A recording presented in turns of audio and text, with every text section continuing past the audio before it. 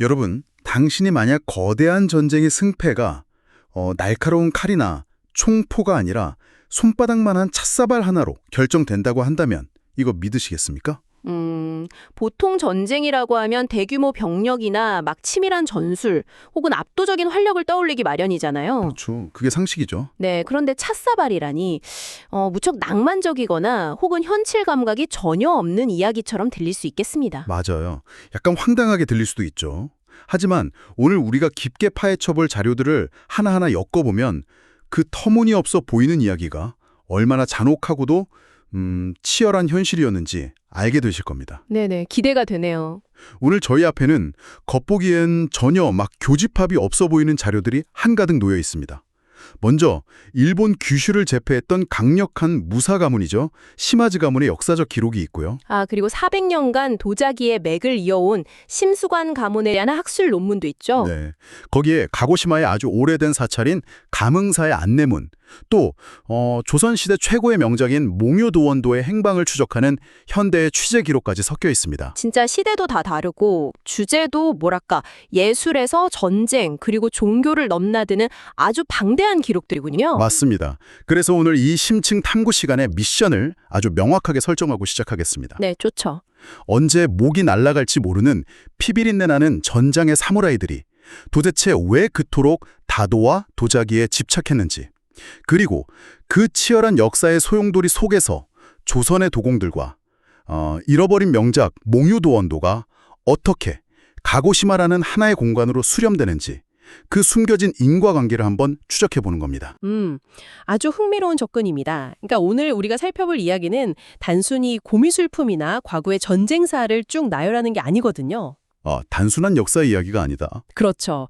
문화와 예술이 어떻게 생존을 위한 가장 날카로운 외교적 무기로 작동하는지, 그리고 국가 간의 폭력이 어떻게 역설적으로 역사의 상흔을 보존하는 그런 타임캡슐을 만들어내는지, 그 기저의 메커니즘을 뜯어보는 시간이 될 겁니다. 와, 타임캡슐. 벌써부터 흥미진진한데요. 자, 그럼 이 거대한 퍼즐의 첫 번째 조각, 시마즈 가문부터 본격적으로 시작해보죠.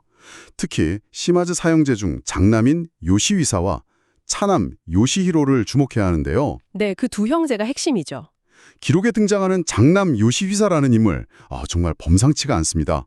규시우를 제패한 엄청난 맹장인데 자기 방에 무려 악명 높은 악인들의 초상화를 걸어두었다고 하더라고요. 아니, 위인전의 영웅들도 아니고요. 맞습니다. 바로 그 대목이 이 시마즈 가문의 본질을 아주 잘 보여주는 부분이죠. 가신이 왜 하필 악당들의 초상화를 걸어두냐고 묻잖아요. 네, 보통은 그렇게 묻겠죠. 그때 요시이사가 이렇게 답하거든요. 착한 일은 내가 의지를 가지면 언제든 할 수 있다. 하지만 나쁜 일은 나도 모르는 새, 무의식적으로 저질러 발고 마는 법이다. 나는 늘 이자들의 얼굴을 보며 내 안의 오만함을 다잡는다. 라고요. 와, 이건 단순한 겸손의 차원이 아니네요. 그렇죠. 인간의 심리와 권력의 속성을 정확히 꿰뚫어본 지독하게 현실적이고 철학적인 통치자의 모습인 겁니다. 그 현실 감각이 백성들을 대할 때도 여실히 드러나잖아요. 동생 요시로가 자기 거성인 우치성의 성문이 너무 낡았다고 외부 사신들이 올 때 가문의 체면이 깎이겠다고 보수를 건의하는 기록이 있죠. 네네. 그 일화도 아주 유명하죠. 그때 요시이사가 단칼에 잘라버리잖아요. 백성들의 삶이 핍절하다면 화려한 성문 따위는 아무 소용이 없다. 오히려 화려한 성문 밖으로 굶주린 백성들이 보이는 것이야말로 진짜 수치다라고요. 정말 명언입니다. 근데 여기서 우리가 집중해야 할 지점이 바로 그겁니다. 이렇게 철저하게 실용적이고 백성들의 민심까지 읽을 줄 알았던, 그렇게 강력했던 가문이 결국 어떻게 되나요? 도요토미 히데요시한테 패배하죠. 맞습니다. 천하인이었던 히데요시의 압도적인 군사력 앞에서는 결국 무릎을 꿇고 맙니다. 패전국, 즉 완전히 굴복한 가문이 된 거죠. 맹장들도 결국 권력 앞에서는 어쩔 수 없었군요. 그러니까요. 그렇다면 이들은 어떻게 그 권력의 중심부에서 살아남아 가문을 유지했을까요? 그들이 절체절명의 위기에서 선택한 생존 전략이 바로 다도였습니다. 차를 마시는 다도요? 네, 그들에게 다도는 고상한 취미가 전혀 아니었어요. 고도의 정치적 계산이 쫙 깔린 핵심 외교 채널이었던 겁니다. 야, 동생 요시히로의 행보를 보면 그게 진짜 얼마나 처절한 생존 전략이었는지 짐작이 팍 갑니다. 당대 최고의 다인이자 히데요시의 최측근이었던 그 센노 리큐, 그 사람의 제자로 굳이 들어가잖아요. 맞아요. 생존을 위해 적진의 핵심부로 들어간 셈이죠. 그러고는 리퀴에게 다도 예법을 묻는 질문지를 보내는데 항목이 무려 50가지나 됩니다. 여러분 이게 진짜 얼마나 기가 막힌 상황인지 한번 상상해 보세요. 정말 숨막히는 상황이죠. 이건 마치 우리 회사를 적대적 인수합병으로 무참히 짓밟아버린 거대 기업의 회장님과 억지로 웃으면서 골프를 쳐야 하는 그런 상황 아닌가요? 질문입니다. 요시히로는 정말 차의 향기와 맛을 깊이 탐구하고 싶어서 50가지나 질문한 걸까요? 방금 골프 비유가 되게 흥미로운데요. 사실 상황은 골프장보다 훨씬 숨막히고 살벌했습니다. 골프장보다 더요. 네, 골프는 탁 트인 야외에서 치지만 이 다도라는 행위는 다실이라는 아주 좁고 특수한 밀실에서 이루어졌다는 사실을 꼭 기억해야 합니다. 다실이요? 당시 다실 구조를 보면 입구가 굉장히 좁았습니다. 무사들이 자신의 분신과도 같은 장검과 단검을 모두 밖에 칼거리에 걸어두고 허리를 깊이 숙여서 기어 들어가야만 했어요. 잠깐만요.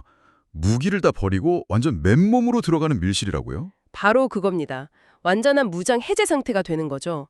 시마즈 가문 입장에서는 자신들을 굴복시킨 그 최고 권력자 히데요시와 동등한 눈높이에서 무기 없이 독대할 수 있는 사실상 유일한 합법적 외교회장이 다실이었던 겁니다. 와, 다실이 무장 해제된 유일한 외교회장이었다. 네, 그런 극도의 긴장 상태에서 만약에 차를 끓이는 물의 온도가 안 맞거나 국자를 쥐는 손가락의 각도 혹은 찻사발을 돌리는 방향 하나라도 틀린다면 어떻게 될까요? 그냥 예절 좀 틀린 걸로 안 끝나겠네요. 그럼요. 그건 단순한 예의범절의 실수가 아니라 최고 권력자에 대한 심각한 모욕, 이나 정치적인 누능으로 바로 해석될 수 있었습니다. 목숨이 날아갈 수도 있겠네요. 맞습니다.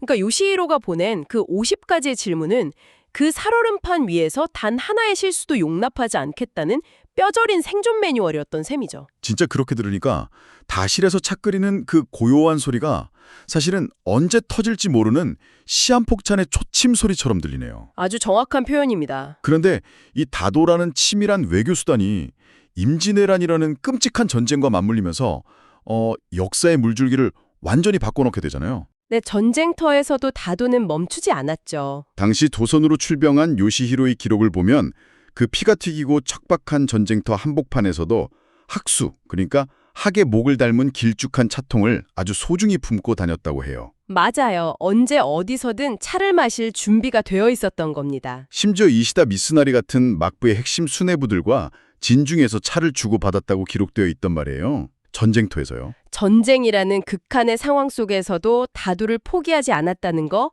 그게 뭘 의미할까요? 바로 다도가 전선 네트워크를 유지하고 수뇌부와의 끈을 놓지 않기 위한 필수적인 정치 행위였음을 증명하는 겁니다. 야, 단순한 취미가 절대 아니었군요. 네, 절대 아닙니다.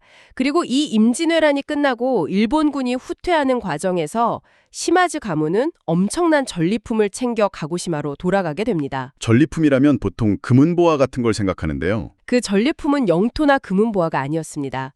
바로 약 70명에 달하는 조선의 도공들이었죠. 사람을 납치해 간 거군요. 맞습니다.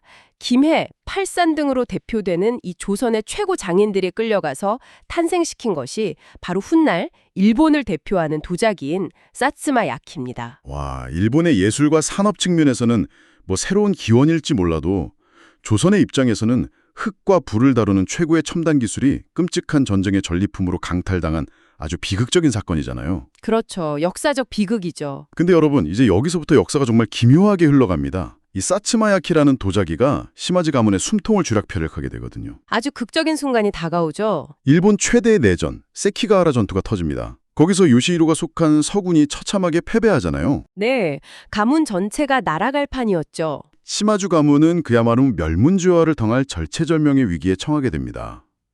근데 이 시점에 리더인 요시히로가 대체 뭘 했는지 아십니까? 공식적인 정치 무대에서는 쏙 빠져 있으면서 뒤로는 막부의 중역들에게 뇌물로 바칠 까따치기, 그러니까 어깨가 딱 벌어진 형태의 차통 제작을 아주 미친 듯이 진두지휘합니다. 그 상황의 맥락을 우리가 정확히 짚어볼 필요가 있습니다. 당시 승자인 도쿠가와 막부의 실세이자 다도의 새로운 미적 기준을 통제하던 권력자가 바로 후루타 오리베였습니다. 후루타 오리베요. 네. 요시히로는 가문의 목숨을 걸고 이 오리배 취향에 맞는 도자기를 어떻게든 구원해야만 했습니다. 기록을 보면요. 초반에는 가끔 극찬을 받기도 하지만 나중에는 오리배가 시마즈의 도자기 11개를 가리켜서 아무것도 자연스럽지 않다, 쓸모가 없다며 전부 반품해버리는 치욕적인 일화까지 등장합니다. 아니, 잠깐만요. 지금 상황이 너무 앞뒤가 안 맞고 모순적이지 않나요? 어떤 점이 그렇게 느껴지시죠? 아니, 전쟁에서 크게 져서 가문의 영지가 날아가고 당장 내일 모가지가 떨어지게 생겼잖아요. 근데 가문의 리더라는 사람이 도자기 차통 어깨가 너무 둥근지 각진지 뭐 오리배한테 반품을 당했네만에 이러고 있었다고요? 네. 겉보기엔 참 한가해 보일 수 있죠. 이건 타이타닉호가 빙산에 부딪혀서 물이 차오르면서 가라앉고 있는데 선장이 가판 위에서 바이올린 줄이가 맞게 조율하고 있는 것 아닙니까? 아, 바이올린 조율이라 시각적으로는 딱 그렇게 보일 수 있겠네요. 하지만 그 본질을 들여다보면요. 그 차통 자체가 타이타닉호에서 유일하게 탈출할 수 있는 구명보트의 설계도였습니다. 차통이 구명보트라고요? 네, 당시 도쿠가와 정권 치하에서 고고타기는 그냥 차 마시는 예쁜 그릇이 아니었습니다. 수만 석의 영지와도 맞바꿀 수 있는 절대적인 화폐이자 권력의 보증수표였어요. 아, 그 정도로 가치가 높았군요. 맞습니다. 게다가 오리배가 좋아했던 건 약간 찌그러지고 비대칭적인 와비사비의 미학이었거든요. 반면에 조선 도공들이 구워낸 건 선이 정갈하고 아주 완벽한 형태였단 말이죠. 여기서 극심한 충돌이 있었던 겁니다. 취향이 완전히 달랐네요. 그렇죠. 근데 그 까다로운 미적 코드를 해독해서 오리배를 만족시키는 도자기를 만들어낸다? 이건 고 시마즈 가문이 새 권력의 질서에 완벽히 복종하겠다는 뼈저린 충성 맹세이자 가문을 살려낼 구명보트 티켓을 사는 행위였던 거죠. 아, 차통의 형태를 맞추는 것이 곧 권력에 대한 복종이자 생존표다. 이게 단순히 취향을 맞춰주는 문제가 아니네요. 정치 자금을 찍어내는 조폐국장의 까다로운 심사를 통과하는 거였군요. 정확합니다. 생존을 건 예술이었죠. 자, 그럼 이렇게 가문의 생존을 위해서 외교 무기로 쓰일 도자기를 빚어내야 했던 우리 조선의 도공들 이야기로 넘어가 보겠습니다. 이들이 타국 땅 가고시마에 뿌리내린 흔적, 그리고 또 다른 미스터리한 전쟁의 전리품에 대한 이야기입니다. 먼저 그 유명한 심수관 가문입니다. 심수관 가문. 이들의 서사는 그 자체로 정말 눈물겨운 인간 승리의 역사입니다. 대단하더라고요. 가고시마 미야마 지역에 처음 정착한 초대 도공부터 현재의 15대에 이르기까지 무려 400년이라는 시간 동안 사츠마야키의 맥을 이어왔거든요. 400년이요. 진짜 상상이 안 가는 시간입니다. 예, 특히 15대 심수관의 행보를 보면 이탈리아에서 조각을 공부하고 심지어 한국으로 다시 돌아와서 전통 김치독 제작 수행까지 거치면서 흙과 불의 기술을 연마합니다. 김치도까지 만들었다고요? 네, 이건 단순한 기술의 전승을 넘어서는 겁니다. 타국 땅에서 400년이라는 그 아득한 시간 동안 자신들의 정체성과 도자기의 불꽃을 지켜냈다는 거. 그 끈질긴 생명력은 정말 놀라울 따름이죠. 맞아요. 정말 대단한 분들입니다. 그런데 오늘 우리가 살펴보는 자료들을 쭉 보면요. 이 가고시마라는 땅에서 무언가를 지켜낸 역사가 비단 도자기뿐만이 아니라는 걸 알 수 있습니다. 여기서 아주 흥미로운 장소가 하나 등장하거든요. 아, 사찰 이야기 하시려는 거군요. 네, 바로 가뭉사라는 사찰이에요. 시마즈 가문의 초대부터 5대까지의 묘소가 있는 아주 상징적이고 중요한 선종 사찰이죠. 그런데 메이지 시대에 이곳에 엄청난 위기가 닥치잖아요. 맞습니다. 일본 정부가 당시 천황을 중심으로 한 신토를 국가 종교로 확립하기 위해서 전국적으로 불교 사찰을 파괴하는 이른바 패불회석 운동을 일으키게 됩니다. 극심한 불교 탄압이었죠. 그 수백 년 된 불상들이 장작으로 막 쓰이고 사찰이 불타오르던 광기의 시대였잖아요. 네, 끔찍했죠. 그때 가뭉사의 매령화상이라는 분이 목숨을 걸고 사찰에 귀중한 불상들을 지켜냅니다. 어떻게 지켰을지 짐작하시나요? 글쎄요, 어디 산속에 묻었을까요? 땅에 묻긴 했는데 그냥 묻은 게 아닙니다. 바로 거대한 항아리 속에 불상들을 하나하나 조심스럽게 숨겨서 땅 깊숙이 묻어버린 겁니다. 와, 항아리 속에 숨겼다고요? 네, 가고시마의 흙으로 구워낸 그 단단한 도자기 항아리가 흙 속의 습기와 지상의 화마로부터 일본의 불교 문화를 완벽하게 지켜낸 방공호 역할을 했던 것이죠. 잠깐만요. 화상이 불상을 항아리에 숨겨서 지켰다. 여러분, 바로 이 지점에서 우리가 앞서 나눴던 이야기들의 퍼즐 조각이 하나로 쫙 맞춰집니다. 네, 드디어 그 이야기가 나오는군요. 홍민지 기자와 심수빈의 취재 기록에 등장하는 아주 대담한 가설 하나를 살펴보죠. 바로 조선 최고의 걸작, 안견의 몽유도원도에 얽힌 미스테리입니다. 이 명작이 임진왜란 당시 약탈당해서 시마즈 가문의 소유가 되었을 가능성이 아주 높거든요. 네, 기록과 정황상 그 가능성을 무시할 수 없죠. 그 가설이 제기하는 논리가 아주 찬탄하고 또 매혹적입니다. 네, 들어보시죠. 몽유도 원도는 그냥 잘 그린 풍경화 한 점이 아닙니다. 안평대군의 꾼 꿈을 안견이 그림으로 그리고 거기에 당대 조선 최고 지식인 수십 명의 찬시가 빽빽하게 적혀 있는 한마디로 초기 조선의 문화와 정신이 총체적으로 집약된 시간 그 자체란 말이죠. 조선 지성사의 정수죠. 맞습니다. 취재 기록은 바로 여기서 이렇게 추론합니다. 심수관 가문이 가고시마에서 400년 동안 도자기의 맥을 잇고 또 감흥사가 튼튼한 항아리 속에 불상을 숨겨서 그 파괴의 관계를 막아냈듯이 몽유도원도 역시 가고시마의 가장 은밀하고 안전한 곳에 있었을 거라고요. 이를테면 감흥사 같은 사철의 깊은 창고나 큰 항아리 속 같은 곳이요. 맞습니다. 그런 방식으로 소중하게 숨겨져서 보관되어 있었을지도 모른다는 아주 흥미로운 가설이죠. 이야, 이 얼마나 소름 돋는 역사적 아이러니입니까? 임진왜란이라는 참혹한 전쟁 때문에 몽유도 원도는 자기가 태어난 조선 땅을 강제로 떠나야만 했습니다. 슬픈 일이죠. 하지만 만약에 이 그림이 조선에 계속 남아있었다면 과연 무사했을까요? 병자호란, 일제강점기, 그리고 한국전쟁 등 수많은 전란의 불길 속에서 재가 되어 사라졌을 확률이 굉장히 높습니다. 네, 충분히 그럴 수 있죠. 조선에 남은 수많은 문화재가 그렇게 소실되었으니까요. 전쟁의 전리품으로 약탈당해서 바다를 건너갔기 때문에 역설적이게도 거대한 타임캡슐 속에서 멸실되지 않고 누군가의 은밀한 보호 아래 살아남을 수 있었던 거잖아요. 정확한 통찰입니다. 폭력과 약탈로 시작된 강제 이동이 결과적으로는 가장 안전한 보존을 가능하게 만들었다는 기막힌 역설이죠. 진짜 역사의 아이러니네요. 우리는 바로 이 지점에서 지식과 역사가 결코 선과 악 혹은 흑백 논리처럼 평면적으로만 굴러가지 않는다는 것을 깊이 배우게 됩니다.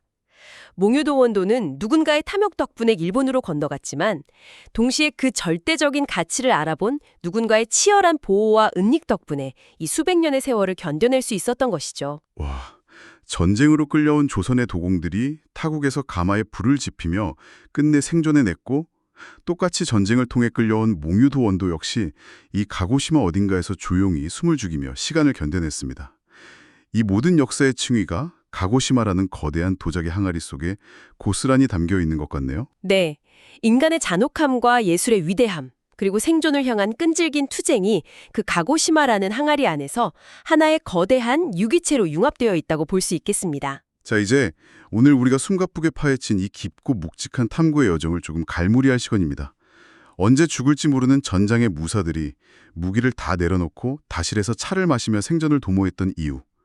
그리고 멸문의 위기 옆에서 구명보트 티켓과 같았던 차통을 밤낮 없이 빚어내야 했던 조선 도공들의 땀방울. 네, 거기에 광기의 시대에 부처를 품어낸 도자기 항아리와 그 가고시마의 어둠 속에서 조용히 숨쉬며 살아남은 몽유도 원도의 미스터리까지 말이죠. 오늘 다룬 이 이야기들은 결국 우리는 어떻게 파괴의 역사 속에서 문화를 보존하고 살아남는가, 여기에 대한 가장 강렬한 증언이었습니다. 그렇습니다.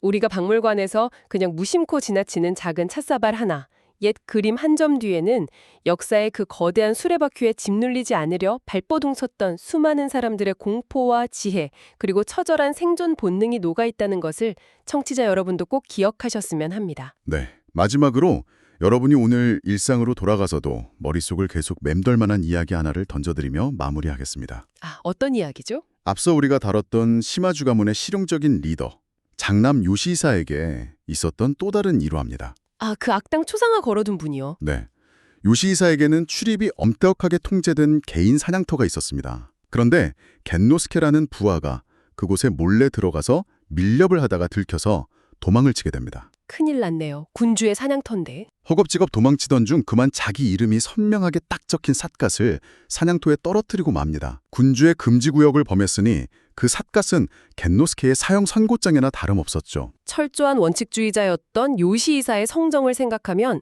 잡아다가 당장 목을 베어도 모자랄 상황이었겠습니다. 그렇죠. 그런데 부하들이 주워온 그 삿갓을 가만히 내려다보던 요시히사는 빙긋 웃고는 아무 말 없이 삿갓에서 겐노스케의 이름을 팍팍 지워버립니다. 아, 이름을 지워줬다고요? 네, 알리바이를 만들어 그의 목숨을 조용히 살려준 것이죠. 훗날 요시사가 수명을 다해 세상을 떠나자 겐노스케는 그날 이름이 지워졌던 삿갓의 은혜를 갚기 위해 기꺼이 자신의 배를 가르고 순사, 즉 주군을 따라 죽는 길을 택합니다.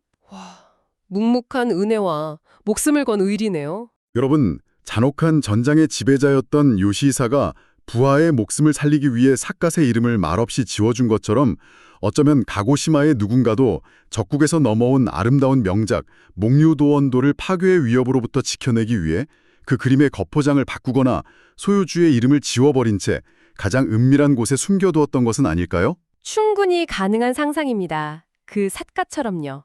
역사의 공식 장부에서는 이름이 지워진 채 누군가의 묵묵한 의리와 비밀스러운 애정 속에서 지금 이 순간에도 조용히 숨쉬고 있을 또 다른 역사의 파편들은 과연 무엇일지 오늘 밤 한번 상상해 보시기 바랍니다. 역사의 표면 아래에 숨겨져 있는 그 이름 없는 패편들이 언젠가 우리에게 또 다른 진실의 목소리를 들려줄 날을 기대해 봐야겠군요.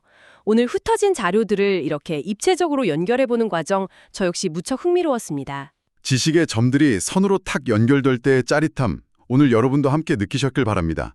저희는 다음 심층 탐구 시간에 더욱 새롭고 놀라운 지식의 연결고리를 들고 다시 찾아오겠습니다. 끝까지 함께 해주셔서 감사합니다.